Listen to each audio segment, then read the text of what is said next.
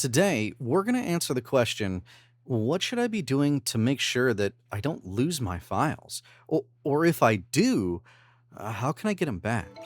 456 Studios.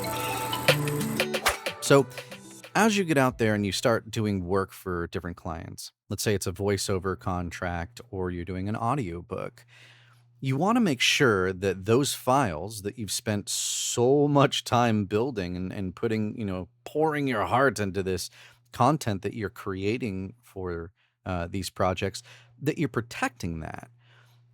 There's not only considerations of storing those files and the best way to do that, and maybe syncing the data back and forth between maybe two different computers that you're using, one to record your stuff with, and maybe one to edit on later, or maybe that's the same machine, but also the consideration of, well, how do I protect that data? What if my hard drive crashes and then I lose everything? Can I prevent that? So there's a concept that we use in the IT industry where you want multiple different ways to store your data in case you have to recover that data in case of a catastrophe, right? A lot of companies will call that a DR plan, a disaster recovery plan, and they'll have that built out. And those DR plans can vary in complexity and the methods that they use based upon the criticality of those assets or the data that's on it, right? If it's super critical to your business, you're going to want to make sure that that data is backed up completely in multiple different ways. And we can take kind of key concepts from that in the work that we're doing, right? After all, this is a business, right? We're hopefully making money off of, doing these projects for these different clients and these different pieces of work that we're doing. So let's take some pieces of that. And there's affordable options that we can use these days. We can go down the route of storing it on not only the hard drive within our computer, but maybe an external hard drive as well. Maybe we do a backup option where once a week at the end of the week, we take all of our files on our hard drive and we transfer all of those files over to an external backup drive, a hard drive that we have just for backing up our data. Or maybe we store it on there as well and we do it the opposite way where we transfer it to our actual computer. Whichever way you want to do it, getting an external hard drive is probably a very good idea, especially because data storage is super cheap to buy these days. On Amazon, just looking around, you can get a 2 terabyte hard drive, an external hard drive, USB 3, so it's got some pretty good transfer rate for $70. Or you can go crazy all the way up to something like a 14 terabyte drive on Amazon, and that'll set you back about $190. Whichever one you think you might need in terms of storage. Maybe you have tons of audiobooks that you need to store this from, or you've been working for over a decade at this point and you have an accumulation, a large accumulation of data that you want to hold on to. Let's say for demo purposes, you want to go back to these files that you've recorded and create demo reels for yourself or example demos for your audiobooks. So you want to keep all of this data over time. Well, maybe a larger hard drive in terms of the 14 terabyte is something you would need. Most of us, we can probably get away with about 2 terabytes for quite a while, right? So the other option, though, to maybe think about, maybe that you haven't considered, is cloud storage backup. Now, I know some people hear cloud and they're like, even to this day, even though it's kind of ubiquitous, it's everywhere, right? But there's a couple of options out there. Me personally, I use a service called Carbonite, and it's a little bit more robust and meets the needs for me, making content with different things, with a podcast, with doing audiobooks and voiceover stuff. I need kind of a larger, more robust backup plan for me that has a very good recovery plan, which is something that we definitely need to consider when considering these backup options, right? Let's say your computer, I don't know, goes down or there's a fire and it burns up your computer and your external hard drive. Now what do you do? Well, now we have a tertiary backup plan. It might seem a little paranoid and how often does that actually happen?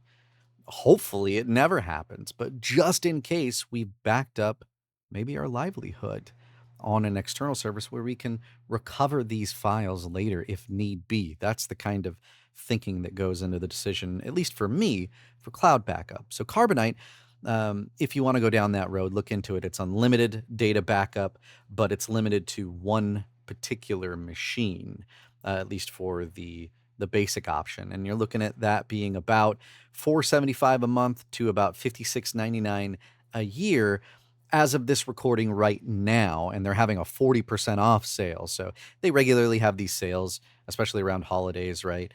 So look into these different cloud services around that time period, around holidays and stuff, to get yourself maybe some better deals. But that's for one computer backup. Like I said, unlimited. You can go in there and just recover those files directly to your computer. Basically, it does you designate files that you want it to back up. And then when you're not using your computer, you can set it up on a schedule. It'll start trickle downloading those files to their services. And then when you want to recover, you just log in, say recover, boom, there you go. They also have a one computer plus an external hard drive option. That's a little bit more expensive. Right now, at the time of this recording, it's about $658 a month or $78.99 for a year, whichever option you choose. And that'll give you the option to do unlimited backups from your computer and an external hard drive. So that could be quite a bit of data. And then they have, the bigger option, the prime option that'll cost you $8.08 a month or $96.99 a year, so $97 a year. But that will give you the option that, let's say you have these critical contracts that you're doing, and if you were to lose that data, you need it definitely more reliably and a little bit quicker. This prime option will have them send you a hard drive with the information off of their cloud servers so that you can restore that really quickly. Just depends on the criticality of your work. For most of us, it's probably overkill, but it's an option to be aware of. There's also services like Dropbox and Google Drive, and they all have their added benefits and their cons, right? The pros and cons of everything. There's some misinformation out there, and I want to dispel that right away, because some people may have heard these rumors floating around that Dropbox and especially Google Drive, if you put stuff up on there, they own your stuff. It's a misconception. If you read through their different, policies and all that on their website, which I have, it states in there explicitly, you retain the rights to your intellectual property. They don't own anything by you just using their service. If you think about it, that would be a horrible idea because businesses use their stuff all the time. Would I want something that maybe I want to keep hush hush and under an NDA to be on one of these services? Heck no. If they're going to own it, absolutely not. Nobody would use these services if that was the case. And that's definitely not the case. I encourage you, go read it for yourself. Don't just trust me. Don't trust anybody on the internet. Go read it for yourself. But I have personally looked it up, and I'm going to assure you, they don't own it. They actually explicitly say you retain the rights to your intellectual property. So that really shouldn't be a concern. Where the concern does come in is the amount of data that you can have versus the cost of that, right? And maybe the ease of use and integration into your environment right now. So, for example, let's say Dropbox we choose, and you're backing up your stuff to Dropbox. You can get the 2 terabyte a month, which is probably pretty reasonable for most of us, for $9.99 a month. So that's continuing for as long as you have the service, right? And you can use that for anything. If you're storing data on there to send, demos to clients and things like that, you can give them access to those files and kind of use it interactively that way. So there's another added advantage for a service like Dropbox or Google Drive. You can go up to 3 terabytes for $16.58 a month, and you can go even higher. And obviously, the higher that you go, the more money you're going to pay.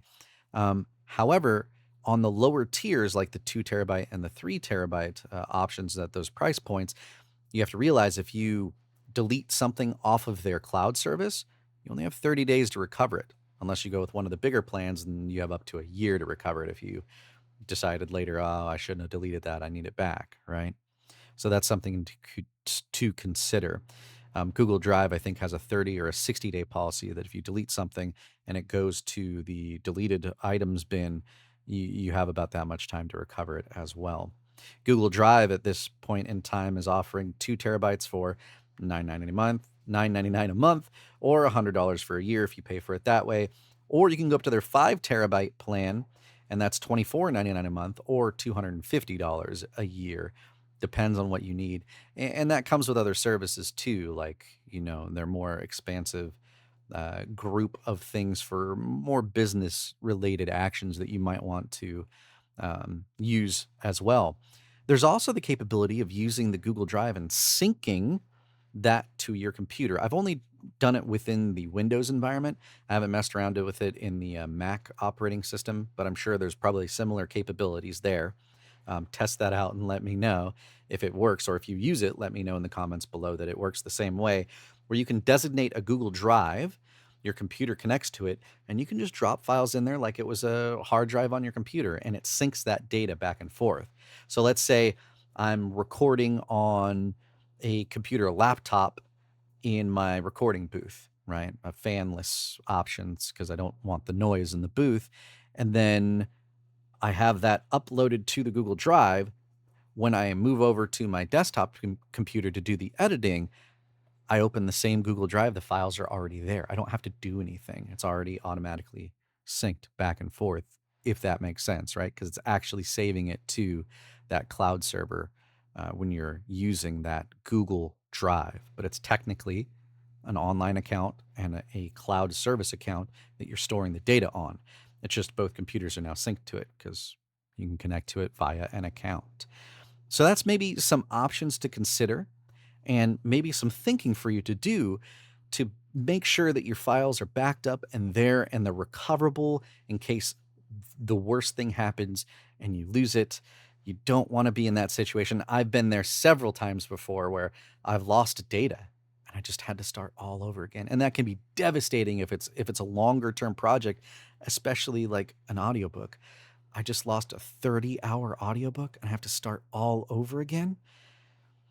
That's very daunting, and I've been there. I've done that. Don't be me, all right?